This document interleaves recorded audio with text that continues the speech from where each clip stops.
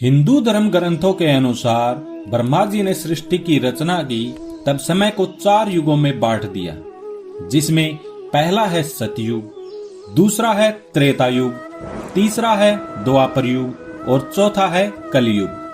आज 2023 में जिस युग में हम जी रहे हैं उसे कलयुग माना जाता है। हिंदू धर्म ग्रंथों के अनुसार ब्रह्मा जी का एक दिन सतयुग से शुरू होकर कलयुग के अंत तक खत्म होता है और दोबारा यह काल चक्कर शुरू हो जाता है। तो आइए जानते हैं कैसे इन चारों युगों में बदलाव होते हैं।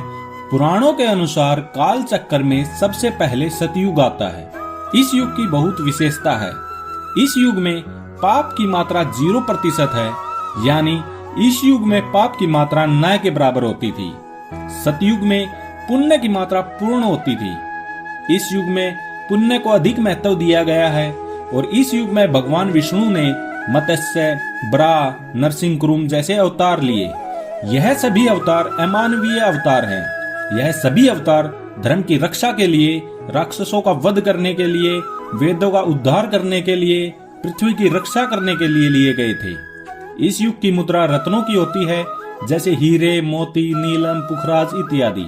इस युग यानी सतयुग के बर्तन स्वर्ण धातु के बने होते हैं और यह भी माना जाता है कि इस युग में मनुष्य की आयु 1 लाख वर्ष की थी। इस युग में मनुष्य की लंबाई 40 फीट से 45 फीट की होती है और इस युग की आयु लगभग 17,28,000 वर्ष की है। इस युग का जो तीर्थ स्थल था वो पुष्कर माना गया है।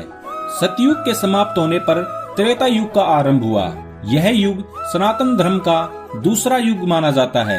इस युग में धर्म की मात्रा 75% और पाप की मात्रा 25% होती है, जो कि काल चक्कर के अनुसार धर्म के 4 में से 1 स्तंभ नष्ट हो जाते हैं। त्रेता युग में भगवान विष्णु ने वामन, परशुराम और श्री राम के अवतार लिए। इन अवतारों को लेने के लिए विभिन्न कारण थे, जैसे कि वामन के रूप में राजा बलि का उद्धार करना, परशुराम के रूप में धर्म पद से भटके हुए दुष्ट क्षत्रियों का नाश करना, श्री राम के रूप में रावण का संहार करके इस समस्त पृथ्वी पर से रावण के आतंक से मुक्ति दिलाना।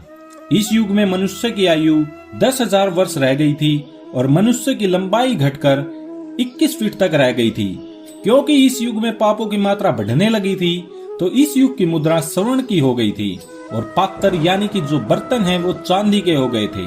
इस युग की आयु 12,96,000 वर्ष मानी गई है। इसके बाद आता है द्वापर युग।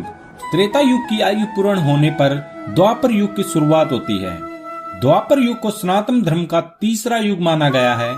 इस युग का तीर्थ स्थल कुरुक्षेत्र है और इस युग में पाप की मात्रा बढ़कर 50% और पुण्य की मात्रा भी घटकर 50% ही रह गई थी। इस युग में धर्म का आधा भाग यानी कि 2 स्तंभ खत्म हो जाते हैं। इस युग में मनुष्य की आयु घटकर 1 वर्ष ही रह गई थी और मनुष्य की लंबाई 10 से 11 फीट ही हो गई थी। इस युग में मुद्रा चांदी की होती थी और इसके पात्र तांबे के होते थे।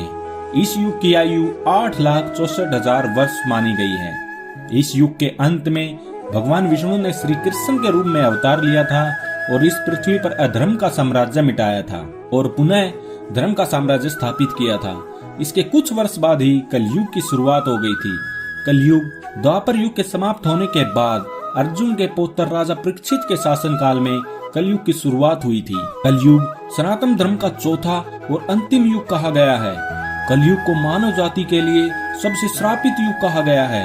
इस युग में पाप की मात्रा बढ़कर 75% और पुण्य की मात्रा केवल 25% ही रह जाएगी। इस युग में धर्म के 4 स्तंभों में से 3 स्तंभ खत्म हो जाएंगे और धर्म का केवल 1 ही भाग रह जाएगा। इस युग यानी कि कलयुग की आयु 4,32,000 वर्ष बताई गई है। इस युग में मनुष्य की आयु 100 वर्ष तक और लंबाई 5 से 6 फीट तक बताई गई है, क्योंकि कलयुग के अंत आते आते मनुष्य की आयु 100 से 12 वर्ष और इनकी लंबाई 1 से 2 फीट तक रह जाएगी, जो कि अभी कलयुग का प्रथम चरण चल रहा है। इस युग के तीर्थ स्थल गंगा नदी है और इस युग की मुद्रा लोहे और कागज की बनी होंगी। इस युग के पात्र यानी कि बर्तन मिट्टी के होंगे और इस युग के अंत में भगवान विष्णु के कल्कि अवतार का जन्म होगा, जो कि इस संसार से धर्म का विनाश कर पुनः सतयुग की स्थापना करेंगे।